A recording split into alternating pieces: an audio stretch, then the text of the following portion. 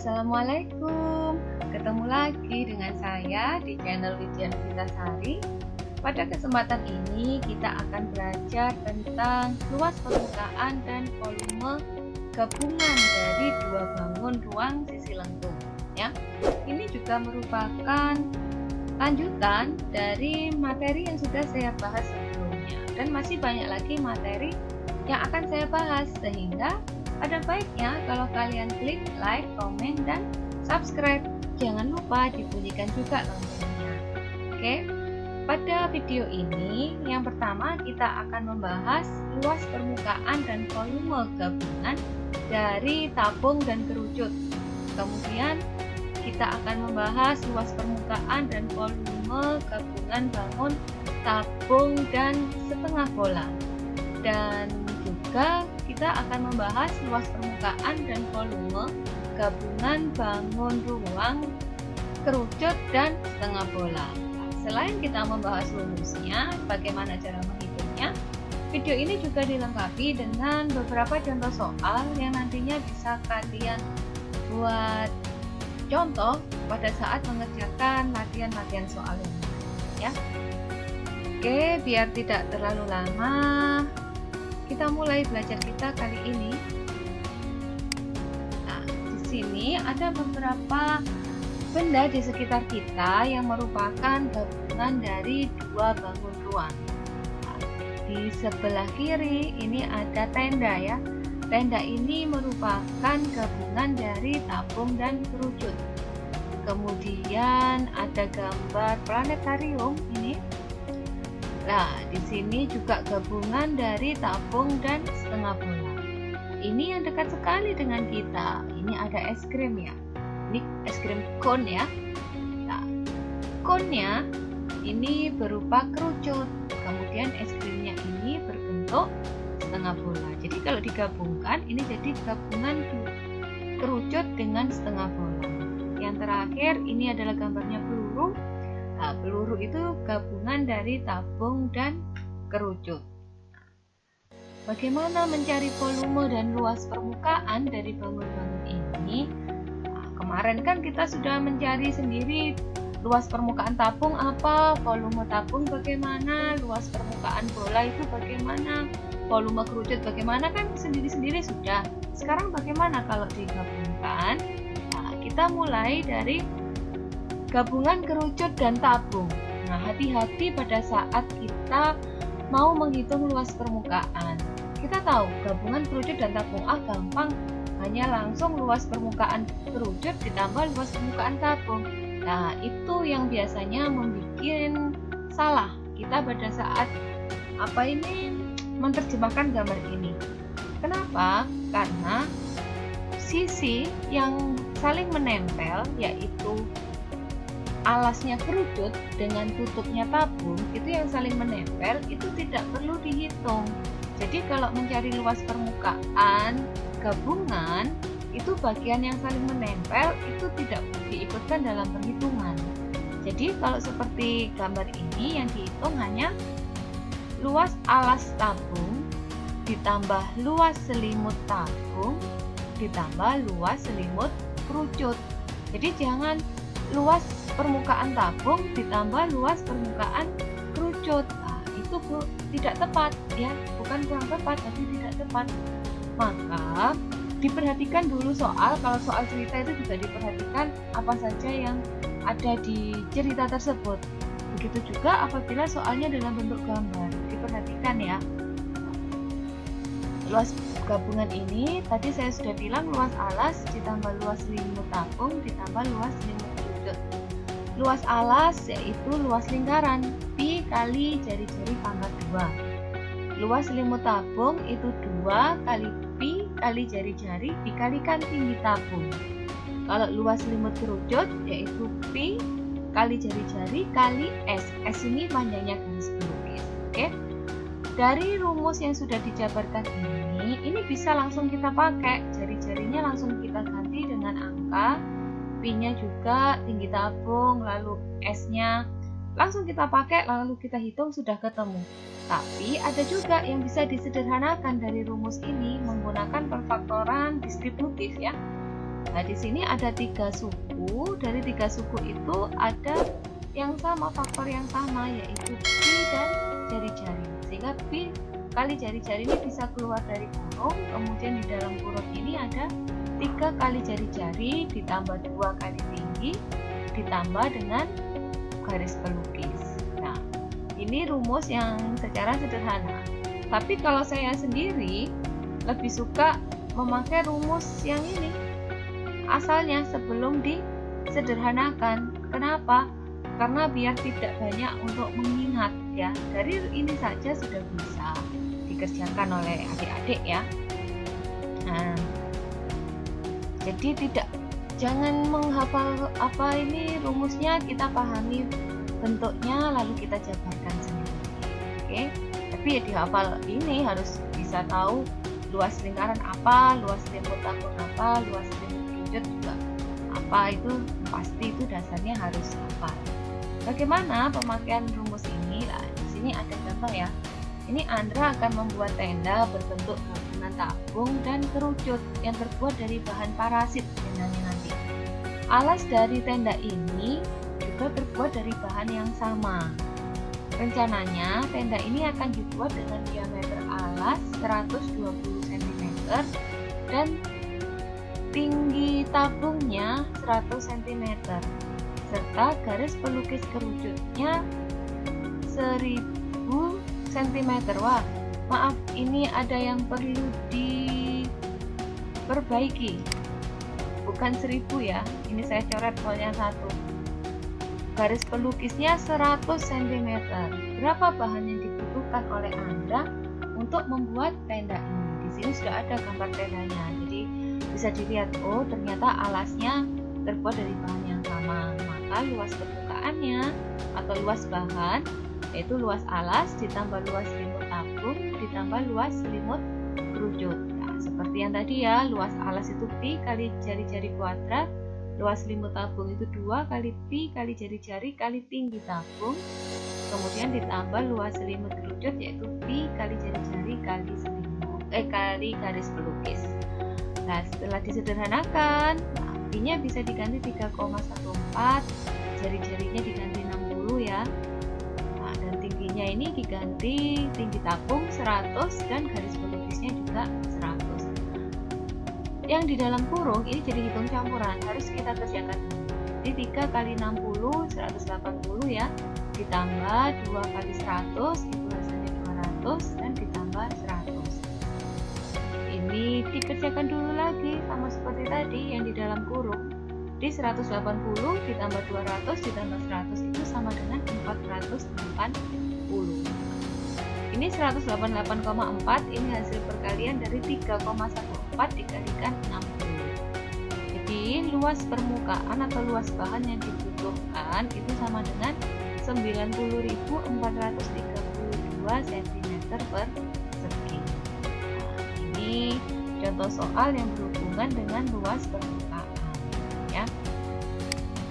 Sekarang volume gabungan antara tabung dan kerucut.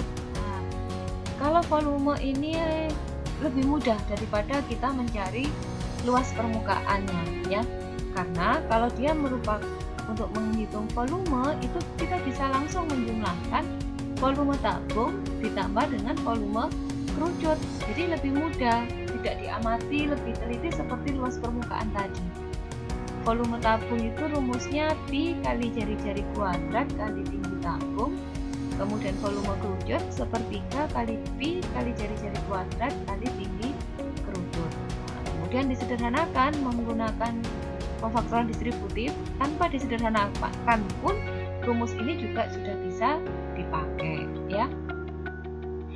Bagaimana pemakaian ini, rumus ini? Nah, ini ya, di sini ada benda gabungan antara tabung dan kerucut. Diameternya diketahui 10 cm, maka jari-jarinya 5 cm. Kemudian tinggi tabung ini ya yang 12 cm dan tinggi kerucutnya juga 12 cm. Berapakah volumenya? Nah, di sini saya mengerjakan dengan 2 cara ya. saja. Tadi kan bilang tanpa disederhanakan atau tanpa difaktorkan rumusnya juga bisa kita gunakan seperti ini. Untuk mencari volume gabungan yaitu sama dengan volume tabung ditambah volume kerucut. Nah, kita masukkanlah volume tabung, rumusnya Pi kali jari-jari kuadrat kali tinggi tabung ditambah sepertiga kali Pi kali jari-jari kuadrat dikalikan tinggi kerucut. Jari-jarinya kita masukkan 5 kali 5, saya uraikan sekalian dalam bentuk perkalian ya. Tinggi tabung kita ganti 12. Nah, ini jari-jari kerucut itu sama dengan jari-jari tabung ya, kita ganti 5 kali 5, saya uraikan tinggi kerucutnya juga 12. Dari perhitungan ini, yang perkalian ini harus didahulukan. Walaupun letaknya ini ada di belakang tapi didahulukan. Jadi 3,14 kali 5 dikali 5 kali 12 itu sama dengan 942. Kemudian yang suku kedua ini juga dikerjakan dulu. Sepertiga kali 3,14 kali 5 kali 5 kali 12 itu hasilnya 314. Maka volume tabungnya itu 942 ditambah 314 sama dengan 1250 cm3. Ini cara yang tanpa disederhanakan. Kalau yang pakai rumus disederhanakan, volume tabung itu Pi kali jari-jari kuadrat dikalikan tinggi tabung ditambah 1/3 kali tinggi kerucut. Nah, Pi-nya diganti 3,14, jari-jarinya 5 ya. Kemudian tinggi tabung itu 12 ditambah sepertiga tinggi kerucut itu sepertiga kali 12. Nah, ini bisa disederhanakan ini. Kita sederhanakan aja. Kan yang di dalam kurung dikerjakan 12 ditambah 4 itu sama dengan 16. Di sini sudah diganti 16. Nah, kemudian 3,14 dikali 5 kali 5 itu hasilnya 78,5 sehingga sama dengan 1256 cm3. Hasilnya sama bukan? Ini yang rumus tanpa disederhanakan, yang ini menggunakan rumus yang sudah disederhanakan. Sekarang kita akan belajar gabungan antara tabung dan setengah bola, tabung dengan bola. Sama seperti tadi prinsipnya, untuk mencari luas permukaan, bagian yang saling menempel itu tidak perlu dihitung. Jadi di sini tutupnya tabung ini tidak perlu dihitung, jadi luas tutup tidak dihitung juga. Setengah bola berarti kita pakai yang rumus setengah bola berongga ya. Sehingga mencari luas permukaan ini sama dengan luas alas ditambah luas timur tabung ditambah dengan luas setengah bola berongga ya. Lalu ini kita masukkan luas alasnya Pi kali jari-jari kuadrat, luas limit tabung itu 2 kali Pi kali jari-jari kali tinggi tabung. Luas tengah bola kita pakai yang 2 kali Pi kali jari-jari pangkat 2. Ini saja sudah bisa digunakan untuk mencari luas permukaan. Tapi kalau mau disederhanakan, rumusnya boleh. Ini ya, jadi Pi kali jari-jari dikali 3 kali jari-jari ditambah 2 kali tingginya tabung. Nah, terserah mau pakai yang mana ya. Ini penggunaan. Ini soal ini dikerjakan pakai cara yang rumus yang sudah disederhanakan tadi ya. Di sini ada gabungan dari tabung dan setengah bola. Nah, diameter tabungnya 14 cm, tinggi tabungnya 10 cm. Nah, kalau diameternya 14 cm, maka jari-jarinya 7 cm. Luas permukaan ini langsung memakai rumus yang sudah disederhanakan. Pi kali jari-jari dikalikan 3 kali jari-jari ditambah 2 kali tinggi. Pi-nya saya pakai 22/7 karena jari-jarinya kelipatan 7 ya. Nah, yang di dalam kurung seperti tadi kerjakanlah lebih dulu. Nah, berarti 3 kali 7 ini ya 21 ditambah 2 kali 7 itu sama dengan 14 Nah, yang di luar kurung ini dikalikan bisa 7 dengan 7 saya sederhanakan, jadi tinggal 22 kali 21 ditambah 14. Nah, penjumlahan di dalam kurung ini kerjakan dulu. 21 ditambah 14 sama dengan 35. Jadi 22 kali 35 sama dengan 770 cm persegi. Jadi kalau menggunakan rumus yang sudah disederhanakan itu, kita menghitungnya juga lebih cepat ya daripada memakai rumus yang belum disederhanakan. Tapi mudah dipahami menggunakan rumus yang belum disederhanakan. Jadi terserah suka-suka kalian memakai yang mana, asalkan menghitungnya teliti. Nah, sekarang volume gabungan tabung dan setengah bola. Nah, karena volume tidak serumit yang luas permukaan tadi, tinggal kita jumlahkan aja volume tabung ditambah volume setengah bola. Volume tabung yaitu pi kali jari-jari kuadrat kali tinggi tabung. Kalau volume setengah bola itu jadi 2/3 ya, kali pi kali jari-jari pangkat 3.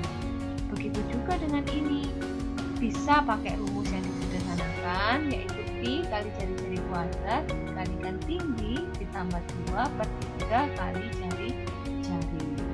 Atau rumus yang belum disederhanakan ini pun juga sudah bisa digunakan untuk menghitung volume gabungan tabung dan setengah bola. Bagaimana penggunaannya? Oh, sebentar. Ini ya, ada contoh soal ini. Ada sebuah rumah, jadi ada rumah adat yang bentuknya memang seperti ini ya. Atapnya berbentuk setengah bola dan dindingnya ini seperti tabung. Nah, rumahnya berbentuk gabungan antara setengah bola dan tabung. Berapakah volume udara di dalam rumah ini? Diketahui jari-jarinya itu 3,5 ya. Dan tingginya tabung 3 meter. Sehingga kalau mencari volume, di sini saya memakai rumus yang belum disederhanakan ya. Jadi volume tabung ditambah volume setengah bola itu sama dengan rumusnya volume tabung itu pi kali jari-jari kuadrat kali tinggi ditambah rumusnya setengah bola, volume setengah bola ya, 2/3 kali pi kali jari-jari pangkat 3. Oh, ternyata ini. Setelah ini rumusnya disederhanakan. Pi kali jari-jari kuadrat dikalikan tinggi ditambah 2/3 kali jari-jari. Jari-jarinya karena kelipatan 7, maka saya memakai pi 22/7 ya. Kemudian jari-jarinya dimasukkan 3,5, tinggi tabungnya dimasukkan 3. Oke, sekarang dihitung hasilnya, yaitu sama seperti tadi ya. Ini harus dikerjakan dulu yang ada di dalam kurung. 3 ditambah 2/3 kali 3,5. Nah, ini dihitung dulu. 2/3 dikalikan 3,5. Baru hasilnya ditambah 3. Maka hasilnya itu 5,3. Barulah dikalikan dengan hasil perkalian yang ada di depan ini. Yang di depan ini hasilnya 38,5. Jadi volume udara dalam rumah itu adalah 204,5 meter kubik. Oke. Sekarang kita ke luas permukaan gabungan kerucut dan bola, setengah bola tepatnya, seperti gambar es krim tadi ya. Nah, luas permukaan yang perlu diingat yaitu bagian yang saling menempel tidak perlu dihitung. Jadi alasnya kerucut itu tidak perlu dihitung, kemudian setengah bolanya juga dianggap setengah bola yang longgar. Maka untuk mencari luas permukaan dari gabungan ini, yaitu luas selimut kerucut ditambah luas setengah bola berongga, yaitu luas selimut kerucut itu pi kali jari-jari kali garis pelukis ditambah 2 kali pi kali jari-jari pangkat 2. Rumus ini bisa difaktorkan atau disederhanakan menjadi pi kali jari-jari dikalikan garis pelukis ditambah 2 kali jari-jari. Bagaimana penggunaannya? Ini ada contoh soalnya ya. Ada gabungan bangun yang ada seperti di gambar. diameternya 7 cm, maka jari-jarinya itu 3,5 cm. Nah, tinggi di sini yang 15,5 itu merupakan tingginya bangun gabungan ini 15,5. Sehingga untuk mencari tinggi kerucut itu tinggi gabungan ini dikurangi jari-jari. Jadi di sini tingginya itu 15,5 dikurangi 3,5 sama dengan 12 cm. Nah, karena mencari luas permukaan itu membutuhkan garis pelukis, kita cari dulu garis pelukisnya dengan Pitagoras, yaitu akar tinggi kuadrat ditambah jari-jari kuadrat. Itu 12 kuadrat ditambah 3,5 kuadrat. Garis pelukisnya ketemulah 12,5. Lalu kita masukkan ke rumus luas permukaan. Nah, ini menggunakan rumus yang belum disederhanakan, yaitu luas selimut kerucut ditambah luas setengah bola berongga. Itu 2, ininya pakai 22/7 ya. Jari-jarinya 3,5, garis pelukisnya 12,5. Ditambah 2 kali 22/7 kali 3,5 kali 3,5. Nah, ini yang bisa disederhanakan, kita sederhanakan. Jangan lupa perkalian itu yang harus didahulukan. Ini dibagi 3,5 ya, 1. 7-nya dibagi 3,5 itu 2. Kemudian 2 ini bisa disederhanakan dengan 22. Nah, 22 dibagi 2 ini 11. Sehingga yang suku pertama itu 11 kali 12,5. Hasilnya 137,5. Suku kedua ini 7 sama seperti tadi bisa disederhanakan. Dibagi 3,5 yaitu sama dengan 2. Kemudian ini 2-nya saya sederhanakan yang di sini ya. Jadi suku kedua ini tinggal 22 dikali 3,5. Hasilnya 77. Maka luas permukaannya yaitu 137,5 ditambah 77 yaitu 214,5. Oke, ini luas permukaan. Sekarang kita akan belajar volume. Nah, gabungan kalau volume tinggal tambah aja langsung, yaitu volume kerucut ditambah volume setengah bola. Nah, ini volume kerucut itu sepertiga kali pi kali jari-jari kuadrat dikalikan tinggi kerucut ditambah volume setengah bola, yaitu 2/3 kali pi kali jari-jari pangkat 3. Bisa disederhanakan jadi seperti ini ya. Sepertiga kali pi kali jari-jari dikalikan jari-jari kali tinggi kerucut ditambah 2 kali jari-jari pangkat 2. Nah, contoh soalnya ini es krim tadi ya. Wah, ini pasti banyak yang suka es krim ini. Ada kon es krim diisi penuh hingga berbentuk seperti pada gambar ini ya. Jika tinggi konnya itu 12 cm, berarti tinggi kerucutnya ya 12 cm. Dan jari-jari es krimnya itu 3,5 cm. Tentukan volume es krim. Berarti volume kerucut ditambah volume setengah bola. Jadi ini pakai rumus yang tanpa disederhanakan. Itu sepertiga kali pi kali jari-jari pangkat 2 dikalikan tinggi kerucut ditambah 2/3 kali pi kali jari-jari pangkat 3. Jadi kita masukkan ya, jari-jarinya itu 3,5 diganti 3,3 diganti 12. Nah, jari-jari kerucut sama jari-jari setengah bola sama, jadi diganti 3,5. Perkalian dahulukan. Nah, kita hitung ini. Hasilnya volume kerucut itu 154. Nah, hasil perhitungan volume setengah bola itu 89,83. Sehingga hasilnya 243,83 cm3.